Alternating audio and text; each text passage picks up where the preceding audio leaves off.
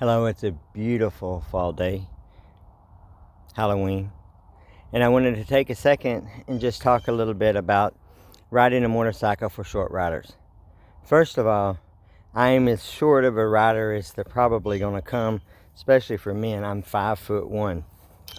This is an 845-pound Indian. This is what I ride. Now, one of the things I noticed is whenever it comes to short riding is people are scared, and most of the time they drop their bike, one, whenever they're stopping or starting, or slow maneuvering or cornering.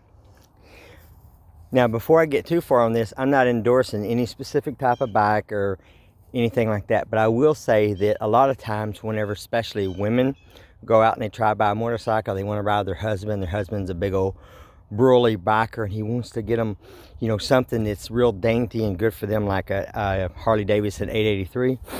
And the woman gets over it, she gets on it, she feels comfortable because it's such a light bike.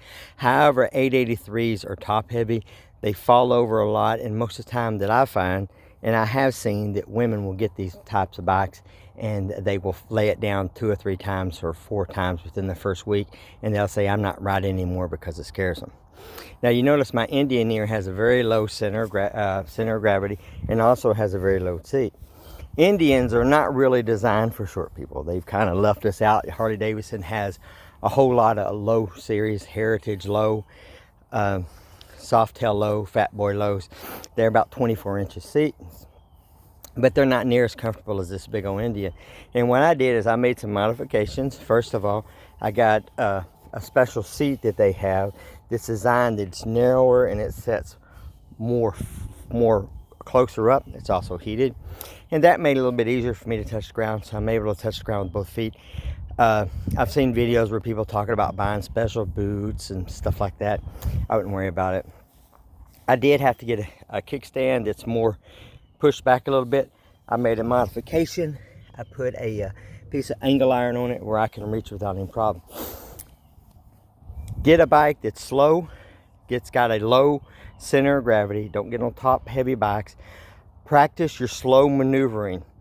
Make sure you have these crash bars up front. I do not advise the crash bars on back, especially for new beginners, because what will happen is a lot of times whenever they're riding and they get scared and they put their foot down and the bike's still going, it'll track here and get caught underneath that like that.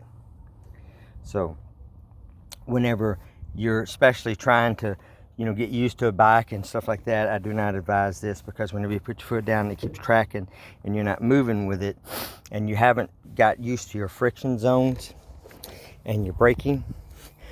Whenever I first got this bike, the first thing I did is I went to a park, and I started going in circles. I started practicing turning around, practicing my friction zones, practicing my braking.